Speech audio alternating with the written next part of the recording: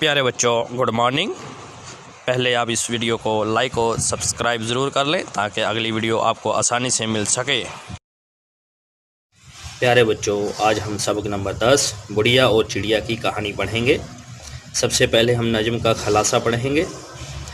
शायर साहब इस नज़म में बच्चों को गीत सुनाकर हंसाने के लिए बुलाते हैं।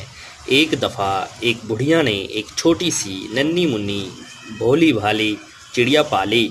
हर रोज़ बुढ़िया खीर पकाती, चिड़िया उसे गीत सुनाती और फिर दोनों मिलकर खीर खाते। एक दिन बुढ़िया भूखी आई, जल्दी जल्दी उसने खीर पकाई और हाथ मुंह धोकर खीर खाने बैठी और चिड़िया गीत सुनाने बैठी। बुढ़िया अकेली ही सब कुछ खा गई और चिड़िया को भूखी ही पिंजरे में डाल दिया।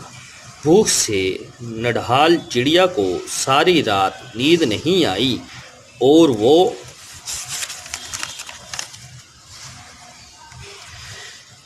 चूं चूं करके रोई। मुर्गे ने बांग देकर सुबह होने का ऐलान किया और बुढ़िया ने चिड़िया का पिंजरा खोला। जैसे ही बुढ़िया ने चिड़िया को प्यार दिया, गुस्से में आई चिड़िया ने बुढ़िया को चोंचों से मारा। बुढ़िया भागकर घर में गई और मुट्ठी भर दाना लाई। इस तरह चिड़िया ने बुढ़िया को माफ़ कर दिया और गीत सुनाया। जो सवालात और जवाबात सोचिए और बताइए। नंबर 1 सवाल, चिड़िया बुढ़िया को गीत कब सुनाती थी? जवाब, जब बुढ़िया खीर बनाती थी। सवाल, चिड़िया को रात भर नींद क्यों नहीं आई? जवाब, भूख की वजह से।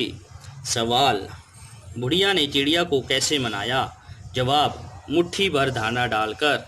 नंबर 2, इस नज़म में अल्फाज चूं चूं आए हैं। ये चिड़िया की आवाज़ है। नीचे दी हुई आवाज़ों के सामने उनके परिंदों का नाम लिखिए। चूं चूं चिड़िया, काएं काएं कौवा, गुटरगूं कबूतर, टें टें तोता, कू कू कोयल, पेहू पेहू पपैया। शुक्रिया।